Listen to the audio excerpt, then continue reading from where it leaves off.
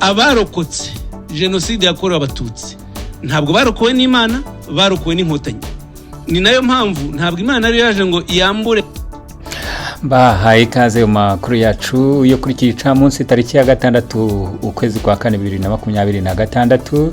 Dore ingingo z'ingenzi haya makuru agiye kwibandaho. Minisitiri Jean Damascene Bizimana ukuriye ubumwe bw'Abanyarwanda ndetse n'uburinganire y'igihugu yongeye kwikoma Imana, avuga ko abahagaritse jenoside ari inkotanyi atari Imana. Abanyarwanda bagomba kubishyira hasi iby'Imana bakemera kandi bagashima inkotanyi. Ku rundi ruhande ariko abatavuga n'umutegetsi ndetse n'abanenga Minisitiri Bizimana n'imitegekere ye bavuga ko ibintu ari ubuhezanguni ndetse no kumva ko inkotanyi ziruta Imana, ashaka gusimbuza Imana inkotanyi muri rusange. Turabigarukaho muri aya makuru. Naho intambara ya Magashi TV cyangwa se Magashi akomeje kugaba ibitero kuri Ndahiro Valens Papi yakomeje. Uyu Ndahiro Valens Papi ari kwishinganisha avuga ko ibyamubaho byose Magashi ari ugomba kubyirengera, dore ko amushinja kuba ashaka kumuhitana. Ngo bize mu itangazamakuru mwize niri Ndahiro Valens Papi uragenda ukavugana n'intera hamwe ifite igisekuru cy'intera hamwe ziba muri Kongo, warangiza ntugire ubuyobozi uvugisha itangazamakuru rijya mu giturage ntirivugana n'ubuyobozi buraho mu baturage, ukavugana n'umuturage warangiza ukabeshya ngo hamagaye umuyobozi Ni intambara rero yafashe hinera hagati y'abagabo babiri, umwe akaba ari umunyamakuru undi akavuga ko ari umukunzi w'igihugu ukirwanirira kuri internet. Mu yandi makuru, niba Habyarimana yanateguye jenoside kuki ari we yahitanye mbere y'abandi, ikindi kibazo abana bakunze kwibaza mu mashuri abanza ndetse kikanibazwa uburyo uwateguye jenoside ari nawe ihitana ku munsi wa mbere.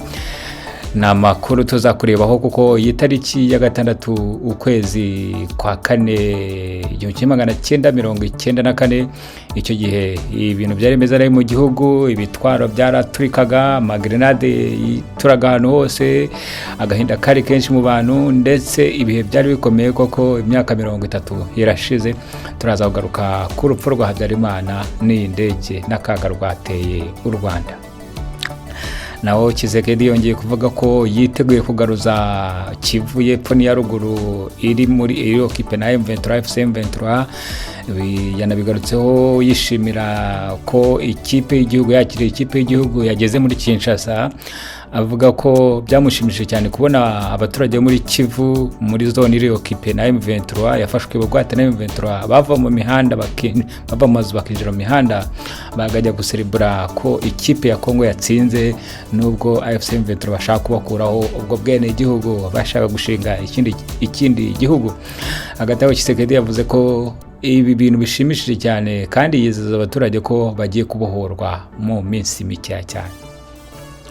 Hagati aho Laurence Kanyuka uvugira AFC M23 we yatangaje ko Patrick Mweya n'abandi bakomeje kuyobya uburari ku biri kubera muri Minembwe, akomeje kututumba intambara y'akaga ndetse hakomeje kuba ibitero by'amadrone n'amasasu ku mpande zombi.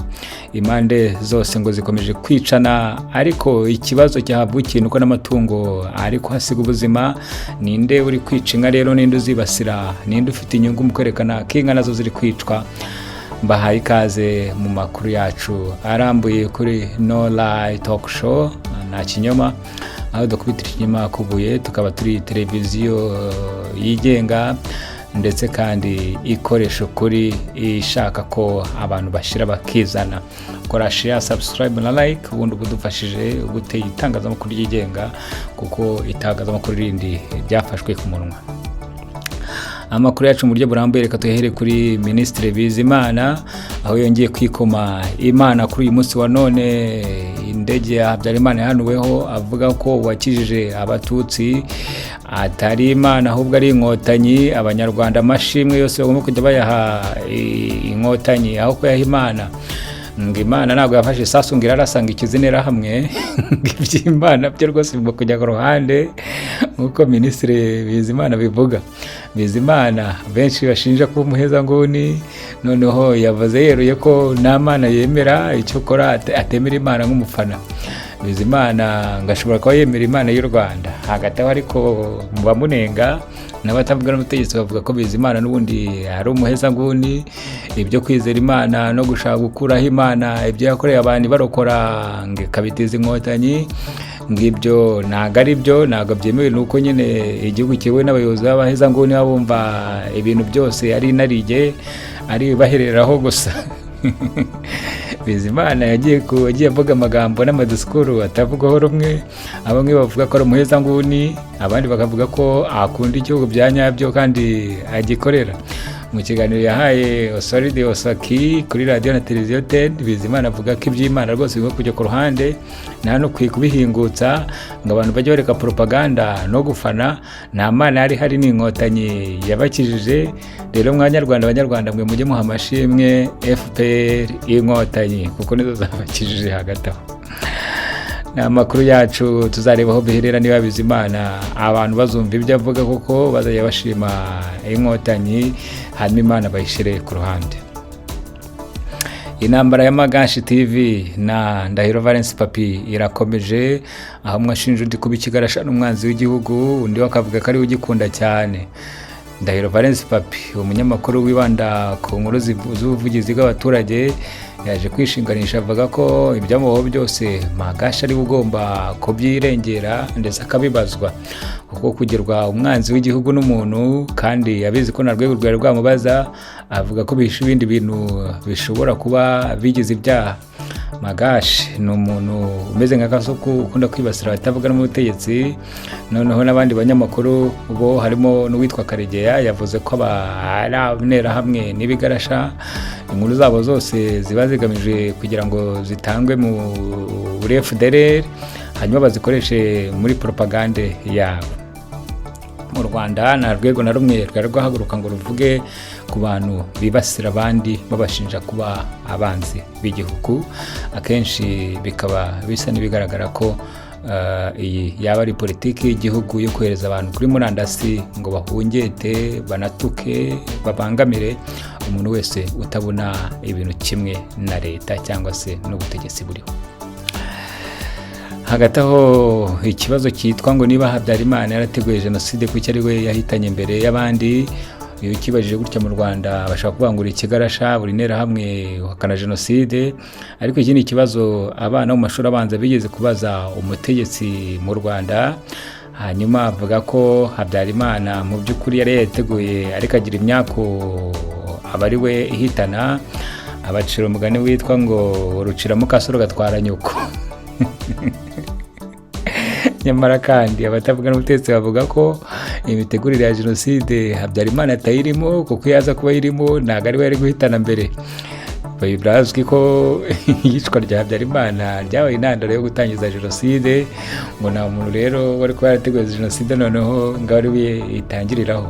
Hagati y'ibi bintu FPR inkotanyi ivuga ko ari ibinyoma bisa, kuko hari impamvu zirenga 1000 zigaragaza ko jenoside yarateguye imbere y'ihanurwa rya Habyarimana.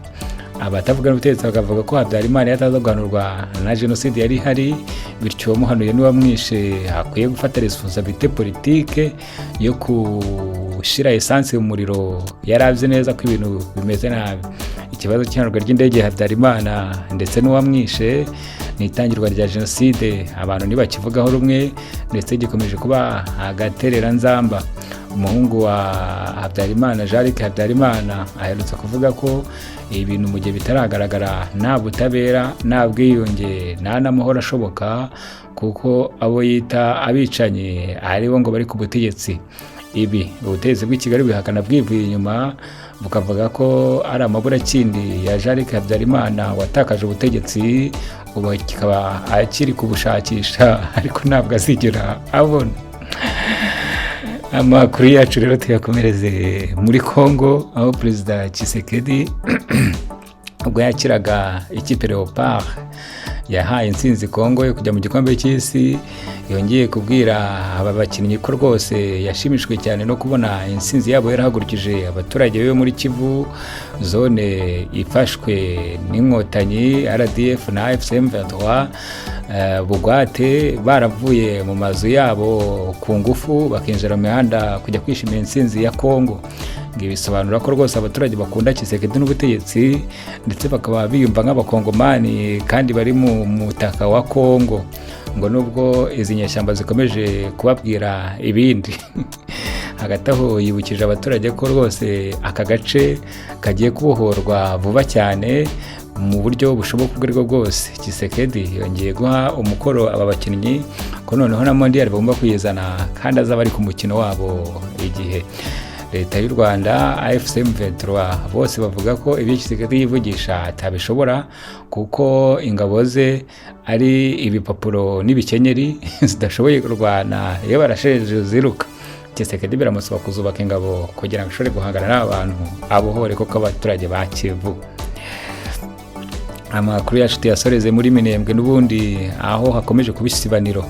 Hagati aho iri sibaniro ririmo amadrone, imbunda zikomeye n'ibindi, ngo habarirana umuturage w'umunyamurenge. Uyu munyamurenge yagiye aba ikibazo gikomeye mu ntambara ya Kongo, kuko uruhande rumwe rw'abanyamurenge ruri kuri Kongo, urundi rukaba kuri FCM23 twirwaneho. Aho inzovu zirwaniye rero ibyatsi nibyo bihagwa.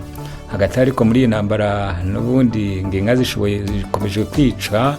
Haherutse kugaragara imirambo y'inka myinshi cyane mu bice bitandukanye bya Minembwe.